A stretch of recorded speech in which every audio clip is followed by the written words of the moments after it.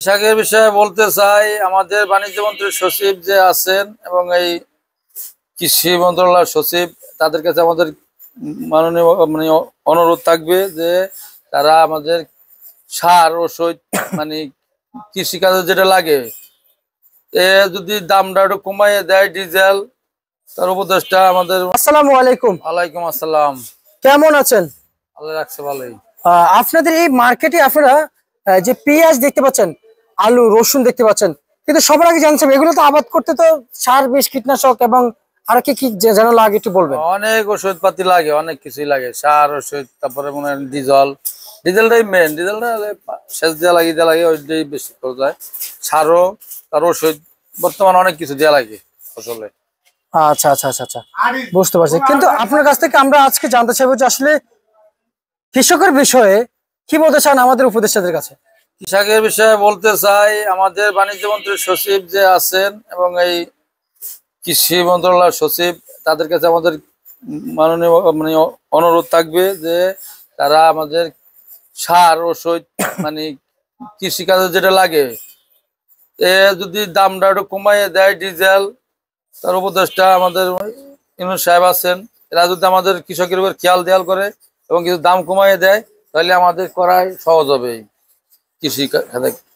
আচ্ছা এই আচ্ছা আচ্ছা পেঁয়াজ, রসুন, আলু এটা করাই আমাদের সুবিধা হবে এবং আমরা মার্কেটে সার সেল দিতে পারবো।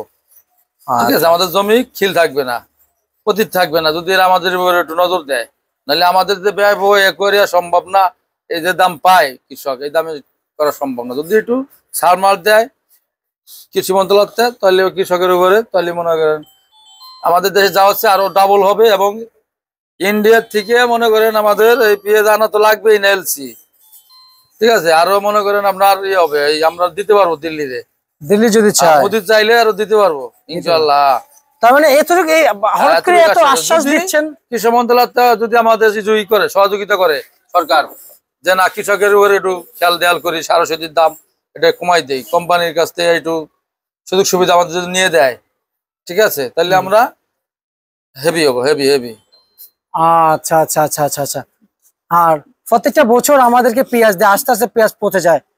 আর বছরটা তো মনে করেন যে রাখার উপরে সবকিছু। কাকা, ভারত থেকে যে পেঁয়াজগুলো প্রত্যেকটা বছর আসে, আমরা মার্কেটে এসে শরবত দেখতে পাই। বন্দরে অনেক সময় অনেক সময় বন্দরে এলসি এসে ওখানে পড়ে থাকে, আনে না মার্কেটে, নষ্ট হয়ে যাওয়ার কারণে। কিন্তু আমরা কি পচা খাওয়ার যোগ্য? আমরা পচা খাওয়ার যোগ্য না, কিন্তু বাঙালি এলো কম পাইলে মনে করেন সেটা নিয়ে টান দেয়। এখন ওইটা তো ঢুকে বসে, কম পায়, ভালোটার দাম বেশি, বাঙালি এটা খায়। মানুষ তো এক পদের না, অনেক পদের আছে, বিভিন্ন পদের আছে। কেউ একটু কম হইলে ভালো হয়, কেউ ভালোটা খায়, কেউ নিঃস্বটা খায়, সব পদ মিলে এই মানে চলে আর কি। জি জি, সবাই তো চায় যে আমরা একটু ভালো কিছু খাওয়ার আমরা যোগ্য হই। কিন্তু আমাদের দেশে যে পেঁয়াজ গুলো ভারত থেকে, ভারত মনে করি আমরা এটারে যোগ্য, কিন্তু আমরা তো এটার যোগ্য না। কারণ তাদের থেকে আমাদের দেশে পেঁয়াজ কিন্তু অনেক ফলন ভালো হয় এবং দেখতে মানে ভালো দেখা যায়, হয়তো ছোট আকারে, ছোটের কারণে। ছোট হইলে কি হবে, আমাদের দেশি পেঁয়াজি যে আছে, পুষ্টি আছে এবং স্বাদ আছে, ওটা ইন্ডিয়ান পেঁয়াজে নাই। এটা আমাদের দেশের জনগণ বোঝে না। ইন্ডিয়ান পেঁয়াজের তরকারি যায় কালো হইয়া, ঠিক আছে, ওতে কোনো টেম্পার নাই। আর আমাদের দেশি পেঁয়াজি প্রচুর টেম্পার, প্রচুর সুস্বাদ জিনিস, তরকারিটা সেই একটু রং হয়, সেই কালার হয়, কিন্তু ইন্ডিয়ান পেঁয়াজে তা হয় না। কিন্তু মানুষ ওই বড় পাইয়া ওই পেঁয়াজটার দিকে এলো, হোটেল মোটেলে যা আছে, ঢাকা শহরে আমাদের যে খালারা দাঁড়াই আছে, এরা একবার বড় পেঁয়াজ। আচ্ছা, আর আলু নিয়ে কি বার্তা রাখবেন এবছর?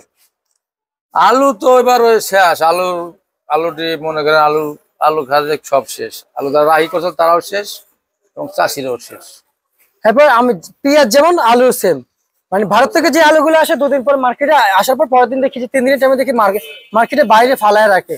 মানে ভারতীয় আলু কি একবারে নর্মাল না কাকা?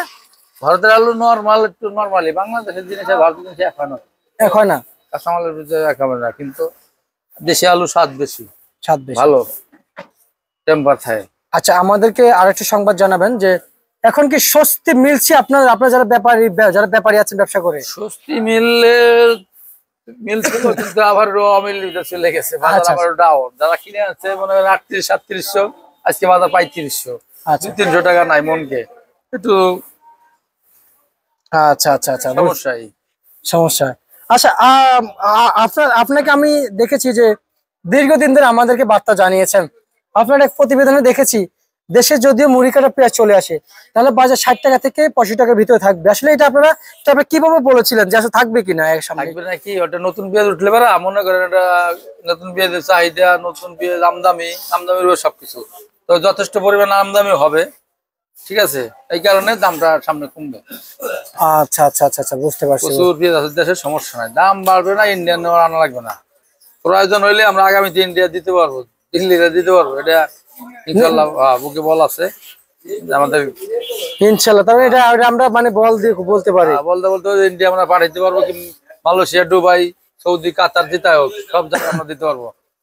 আচ্ছা আচ্ছা, ঠিক আছে, আমাদের ডলার দিয়ে আর বাইরেতে পেঁয়াজ আনতে হবে না। আচ্ছা আচ্ছা, মানে আমাদের দেশে ডলার বিনিয়োগ করা লাগবে না। বিনিয়োগ করা লাগবে না। আচ্ছা আচ্ছা আচ্ছা আচ্ছা। আর হচ্ছে যে আজকে যে পেঁয়াজ মার্কেটে সর্বোচ্চ সর্বনিম্ন যে ভালো থেকে একবার হাই বাজারটা একটু বলবেন। হাই বাজার আজকে 95 টাকা পেঁয়াজ আছে, মোটা হাইব্রিড। এমনি আপনার 90, 92, 88 বিক্রি হয়েছে। আচ্ছা আচ্ছা আচ্ছা, বুঝতে পারছি। আর হচ্ছে যে এই যে পেঁয়াজ, এগুলো যে মাঝারি সাইজের বাজার গসশাট সেটা কত যাচ্ছে?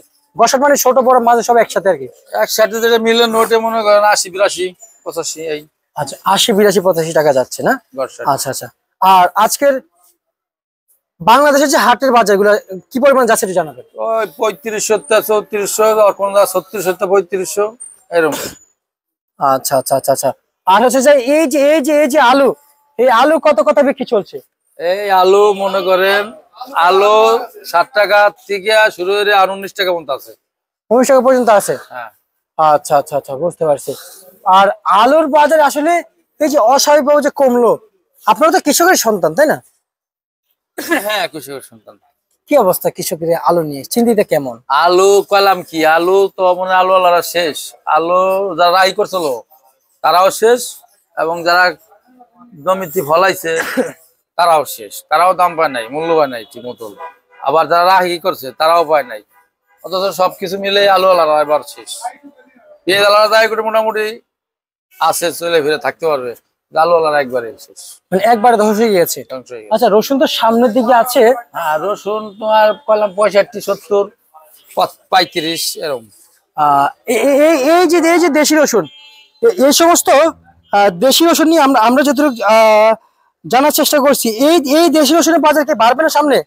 সামনে দেশি রসুন বাজার হয়তো একটু বাড়তে পারে, তাও তেমন না, মানে মহামারী বাড়বে না, হয়তো 2, 4, 5 টাকা বাড়তে পারে, যেটা এখন 60 আছে ওটা 65। আচ্ছা আচ্ছা আচ্ছা আচ্ছা, বুঝতে পারছি। আর হচ্ছে যে আমরা প্রতিটা বছর কিন্তু আসলে রসুনের বাজার দেখছি 200, 250। ঠিক আছে, বছর বাজারটা কম। বাজারটা কম না?